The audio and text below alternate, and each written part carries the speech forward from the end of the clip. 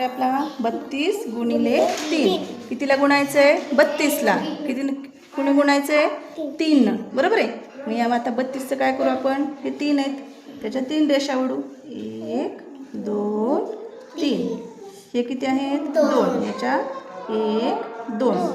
कितीनं गुणायचं आहे आपल्याला? 3. ज्यांना आपल्याला गुणायचं आहे तेवढ्या आडव्या रेषा ओढायच्या या दोन्हीवर मिळून. 1 2 3. मग आता काय करायचं आपल्याला? उभी रेष आणि आडवी रेष कोणत्या कोणत्या ठिकाणी जोडली ते बिंदू शोधायचे. किती येतं? 1 2 3 4 5 6 7 8 9. किती आहेत हे? 9. आता हे मोजू तिकडचे. 1 2 3 4 5 6. हे 6. किती आलं आपलं उत्तर? 96. तुमचं या पद्धतीनं उत्तर 96 आले.